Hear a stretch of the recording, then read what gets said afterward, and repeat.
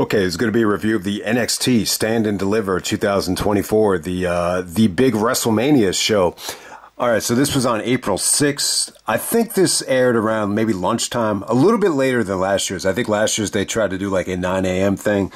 So this was in Philadelphia, Pennsylvania, the Wells Fargo Center. They do about 16,545. I guess the biggest NXT show in the last 5 years. So a really, really big show. They actually sell these as packages.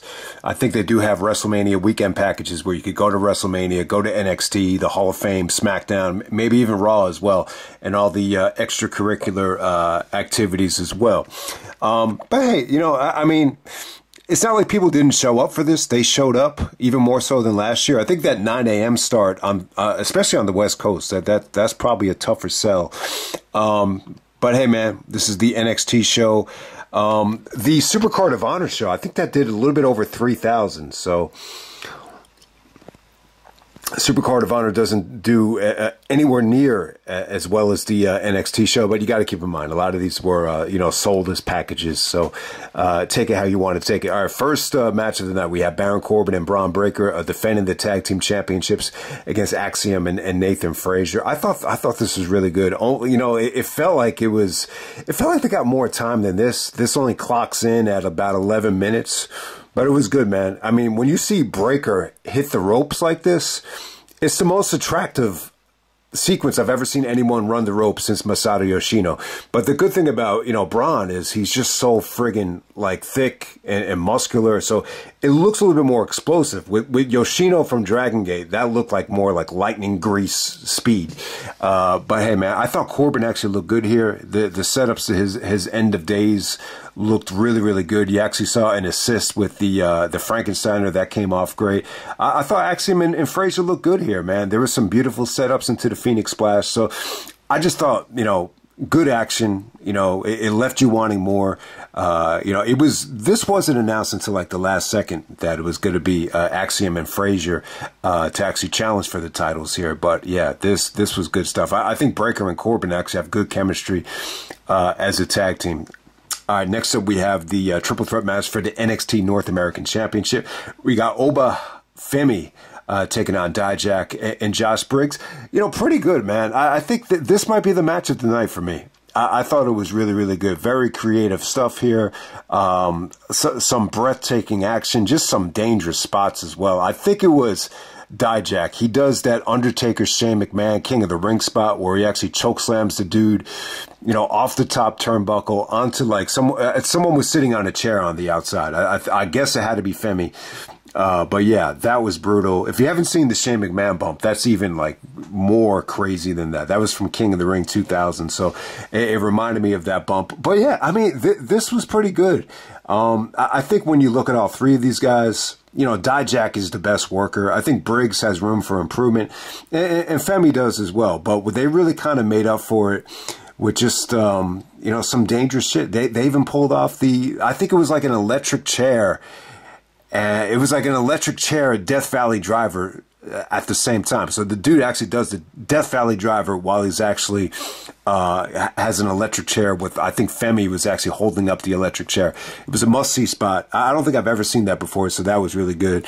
Yeah, Femi goes over. There was some good camera work here. I mean, I think all three of these guys had, you know, their ups and downs in this match. First time seeing Femi, but, you know, kind of reminds me of like a younger or a throwback to the, you know, Apollo Crews days. Apollo Crews, what was his name in Evolve? Man, it's not even coming to me. But hey, man, I think this was you know, the match of the night. Really, really fun triple threat match. And then we have the 6 women's tag, the Uha Nation. That's who Apollo Crews was, Uha Nation. So next up, you have the 6-woman tag team match. I thought this kind of brought the show down. You know, it always feels like anytime I take a break from NXT, you saw some familiar names here, but for the most part, like, I just feel like you're seeing so many girls that you've never seen before. I think Thea Hale really stood out here. I remember Thea Hale with Chase University. She gets a nice little victory here. I think the match was pretty good. I didn't think the women looked awful, but it didn't blow me away. And I don't know. It does feel like with NXT, you see a lot of women just in and out of the company. They're actually going to have a brand new North American women's champion. I really don't think they need another championship on the brand, but you know, it does really feel like this is really just a developmental playground, just for a lot of women. But hey, next up we have the women's championship match. We got Lyra Valkyria taking on Roxanne Perez, you know, for the women's championship. I think this was pretty good. I think this took a while to get going. The finishing stretch was awesome, though. Finishing stretch was really good. You know, Roxanne is a heel here, so she's kind of taking the approach where, you know, being a nice little girl, like, didn't really get her anywhere. So she's being more aggressive, a little bit more, you know, in your face, and you know, just not taking any shit. And I don't know. I can't really say I was blown away with Lyra Valkyria, but this finishing stretch was really good. You know, Roxanne's Poison Rana came out of nowhere. I thought that looked good. You know, her sunset flip into some of the pinning predicaments were, you know, really nicely executed. Even some of the crossface stuff. You know how, you know, Lyra was able to kind of roll out of the crossface, but, you know, Roxanne was able to keep it locked on. So, you know, some good submission wrestling at the end right there. So, yeah, Roxanne Perez becomes the women's champion again. Good finishing stretch. I think Roxanne is good. She, out of all the women, especially on this show, she really, you know, stood out to me. Next up, we have Ilja Dragunov taking on Tony D'Angelo for the NXT Championship. I think this is pretty good. There was a lot of negativity, I think, about, you know, Tony D'Angelo, you know, getting this title shot. I mean, this should be the biggest NXT match of the year. You know, the championship defended at WrestleMania weekend. You really want to give it to somebody attractive. I mean, when you see Dragunov name at WrestleMania weekend, you want to see him go up against someone like a Kenta or someone like a Walter, you know, someone that could, you know, match him. I just don't think Tony D'Angelo was that guy.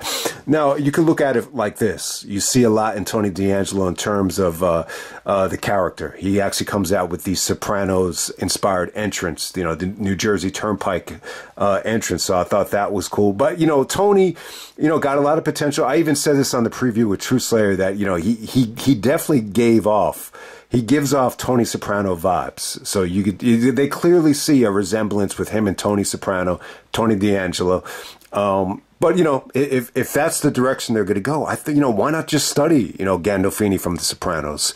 Because I think he could do a better job with just being a little bit more convincing, you know, making the title feel important. If you notice about Gandolfini and The Sopranos, he's on the same level of De Niro and Pacino when it comes to just being really agitated, really convincing. You just believe it. Even if it's like the little most annoying shit in the world, it just agitates Tony Soprano. I'll just give you a quick example.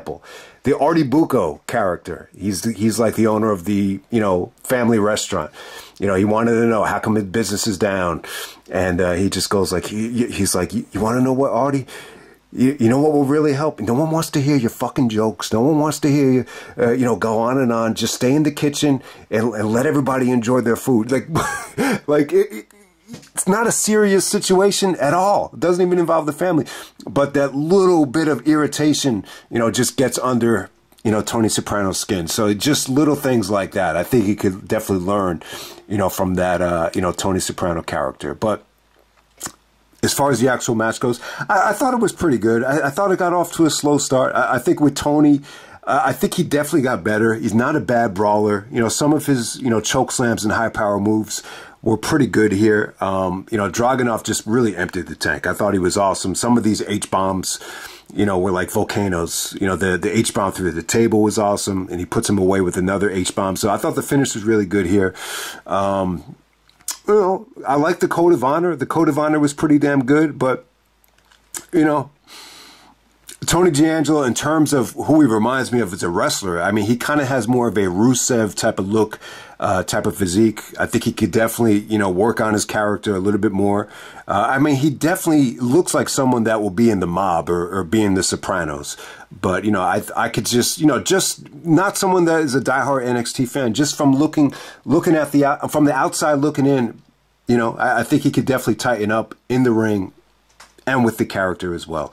And if you're gonna do a Sopranos inspired character, you know, why not go all the way with it? Because, you know, it's hard to compare anybody to Gandolfini. You know, the Sopranos movie flopped, you know, and the Sun didn't do a bad job, but still, you know, like nobody is gonna replace, you know, the real Tony Soprano. You know, I would love to actually talk about The Sopranos, you know, someday. If you haven't seen it yet, if I were to recommend one episode, check out the Pine Barrens episode from season 3. You got like 3 storylines throughout the whole episode. It's one of the best shows you'll ever see. So I would check that out if you want to watch one. But hey, man.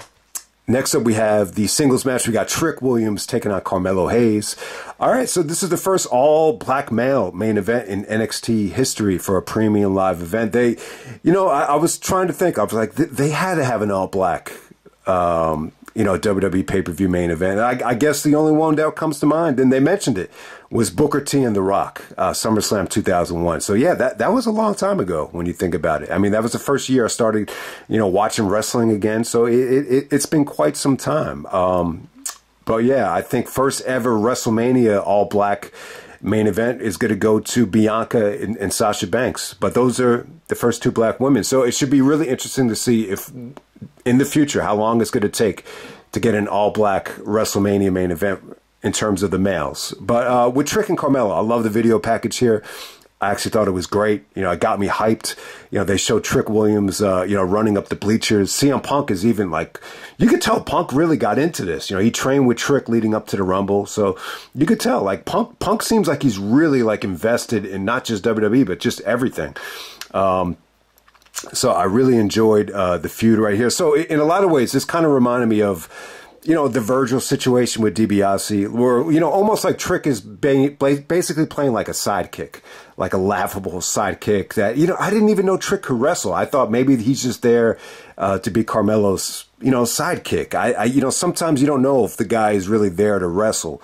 But yeah, definitely Trick is a great athlete. He's definitely got great ability. I think there's definitely, you know, room for improvement. He didn't blow me away in the ring here. But, you know, if you're going to compare this to, you know, a hip-hop sidekick, it would be like Public Enemy. You know, Public Enemy was perfect because you had Chuck D, who's very political, very serious. And then you have Flavor Flav, who's the total opposite. So they just complemented each other really well. But, you know, at the same time, if you call Trick a sidekick, like Flavor Flav, it's almost like he's a joke. So he's trying to get out of that box.